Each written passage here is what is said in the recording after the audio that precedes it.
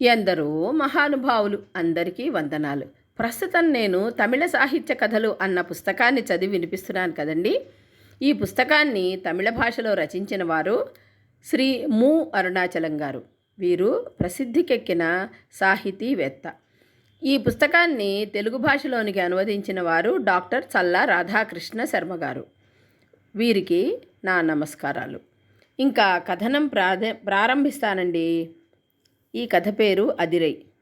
ప్రాచీన తమిళ దేశం మగురశీలాన్ని మహోన్నతంగా భావించింది. పతివ్రతల కథలు తమిళ సంస్కృత సంప్రదాయాలలో చాలా ఉన్నాయి. కానీ తమిళ కథలకు సంస్కృత కథలకు సంబంధం లేదు. అదిరై అనే పతివ్రత కథ ఉత్కృష్టములైన తమిళ కథలలో ఒకటి. పుహార్ అనే ప్రసిద్ధ నామాంతరం గల కావేరీ పట్టణం చోళ దేశానికి రాజధాని. ఆ నగరంలో సాధువన్ అనే వర్తకుడు, అతని భార్య అదిరై ఆదర్శవంతంగా సంసారం సాగించేవారు. కొంతకాలం గడిచిన తర్వాత సాధువన్ తన భార్యను త్యజించి ఒక వేశ్యతో జీవించసాగాడు. అతని సంపదను తన వశం చేసుకున్న తర్వాత ఆ వారకాంత అతన్ని విడిచిపెట్టింది. తత్ఫలితంగా సాధువన్ లజ్జాభరితుడయ్యాడు, దుఃఖితుడయ్యాడు. అప్పుడు కొందరు వర్తకులు ఓడలో వంగదేశానికి బయలుదేరారు. సాధువన్ వాళ్లతో కలిసి బయలుదేరాడు. అలా బయలుదేరినప్పుడు నడి సముద్రంలో పెను తుఫాను వీచి ఆ ఓడ తల్లకిందులైపోయింది. ఓడలో ఉన్న పలువురు సముద్రంలో మునిగిపోయి మరణించారు. కొందరు మాత్రం తెరచాప కొయ్య మొదలైన వాటిని పట్టుకుని సముద్ర జలాలలో కొన్ని రోజులు తేలి చివరికి అదృష్టవశాత్తు కావేరీ పట్టణం దగ్గరలో ఒడ్డును చేరుకున్నారు. బతికి బయటపడ్డవారు నగరవాసులకి ఓడ మునిగిపోయి అనేకులు మరణించిన విషయం తెలియజేశారు. సాధువన్ ఒడ్డుకి చేరుకోనని కారణం వల్ల అతను మరణించినట్లు నగరవాసులు భావించారు. ఈ విషయం అదిరైకి తెలియవచ్చింది. ఆమె పతివ్రత కావడం వల్ల భర్త మరణానంతరం జీవించడానికి ఇష్టపడక ప్రాణత్యాగం చెయ్యాలని అనుకుంది. సంప్రదాయం ప్రకారం ఊరివారికి చెప్పింది. శ్మశానంలో చితి పేర్చవలసిందిగా కోరింది. తనను చక్కగా అలంకరించుకుని స్మితవదనయ్యై దుర్విధివశాత్తు మరణించిన నా భర్తను నేను కలుసుకుంటాను అంటూ ఆ చితిలోకి దూకింది. విచిత్రం, ఆశ్చర్యం, అగ్ని ఆమెను కాల్చలేదు. ఆమె బట్టలకి నిప్పు అంటలేదు. బట్టలు నిప్పుకి నల్లబడలేదు. శరీరానికి అలముకొన్న గంధం వాసన తరగలేదు. ఆమె నల్లని జడలోని పూలదండ కొంచెమైనా వాడకుండా అలాగే ఉంది. ఆ ఎర్రని అగ్నికాల్వల జ్వాలల మధ్య ఎర్రతామర మీది లక్ష్మీదేవి వలె ఆమె ద్యోతించింది. ఈ అద్భుతాన్ని చూసిన నగరవాసులు ఆశ్చర్యచకితులయ్యారు. కానీ అదిరై భయభ్రాంతయ్యై భర్తను కోల్పోయిన నన్ను అగ్ని కూడా కాల్చడానికి సమ్మతించడం లేదు, అయ్యో నేనేం చెయ్యను అని దుఃఖించింది. అప్పుడు ఆకాశవాణి ఇలా వినవచ్చింది. అదిరై, విను, నీ భర్త మరణించలేదు. అలలకి కొట్టుకుపోయి నాగులు నివసించే ఒక కొండ ప్రాంతంలో ఉన్నాడు. అక్కడ అతను చాలా రోజుల వరకు ఉండడు. చంద్రదత్తుడు అనే ఒక వర్తకుడి నౌకలో ఇక్కడికి వస్తాడు. నువ్వు దుఃఖించకు. ఆ మాట వినగానే పరమానంద భరిత అయింది అదిరై. ఆమె ఇంటికి తిరిగొచ్చింది. నా భర్త త్వరగా గృహోన్ముఖుడు కావాలి అంటూ ప్రార్థించసాగింది. ఇవన్నీ చూసిన నగరవాసులు అదిరై పాతివ్రత్య మహిమను గ్రహించి ఆమెను ప్రస్తుతించసాగారు.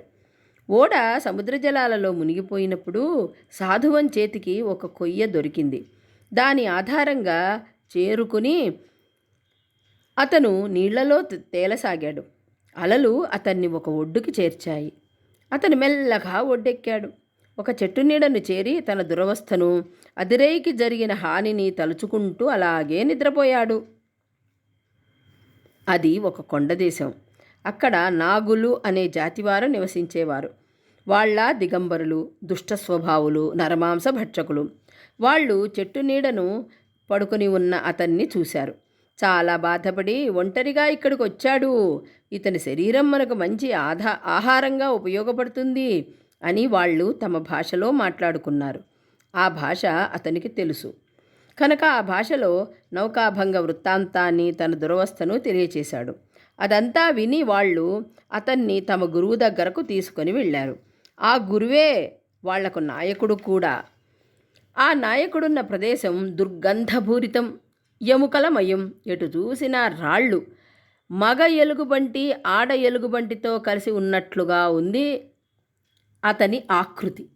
తన భాషా సామర్థ్యంతో సాధువన్ నాయకుడిని వశం చేసుకున్నాడు. తన కథను వివరించాడు. నాయకుడు ఆ కథను విని జాలిపడ్డాడు.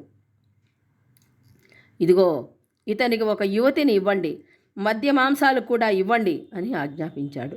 అవన్నీ తనకు వద్దని సాధువన్ చెప్పాడు. పైపచ్చు నాయకుడికి జ్ఞానబోధ చేశాడు. జనన మరణాలు శాశ్వతాలు, సత్కర్మాచరణ వాంఛనీయం, మద్యమాంసాలు హానికరములు అని వివరించాడు. నౌకాభంగం వల్ల ఈ ఒడ్డు చేరుకునే వారిని హింసించి భక్షించకండి అని ఉపదేశించాడు. ఆ నాయకుడు సాధువన్కి పాదాభివందనం చేశాడు. తదాదిగా సన్మార్గంలో సంచరించసాగాడు. అతనికి కావలసినంత బంగారము బహుమతులు ఇచ్చాడు. ఆ తర్వాత ఆ కొండదేశానికి వచ్చిన చంద్రదత్తుని ఓడ ఎక్కి సాధువన్ కావేరీ పట్టణం చేరుకున్నాడు. స్వగృహం చేరుకున్నాడు. అదిరైతో కూడి సంతోషంగా సంసారం చేయసాగాడు. ఆ తర్వాత ఇద్దరూ కలిసి పెక్కు దానాలు చేశారు. అలాంటి శీల సంపద కలది అదిరై. ఆ రోజుల్లో అక్షయపాత్ర పొంది మణిమేఖల భిక్ష కోసం వచ్చింది అక్కడికే. అప్పుడు కాయచండిక అనే విద్యాధర స్త్రీ పతివ్రత వద్ద నుంచి ప్రథమ భిక్ష స్వీకరించడం శ్రేష్టము అని సూచించి అదిరై వద్ద నుంచి మొదటి భిక్షను స్వీకరింపజేసింది.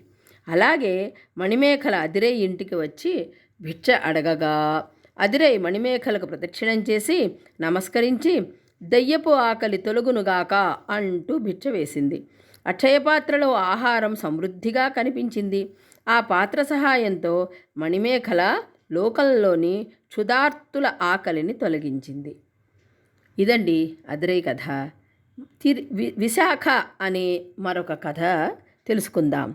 తరువాతి భాగంలో ఈ కథను గురించి చెప్తానండి. అంతవరకు సెలవు.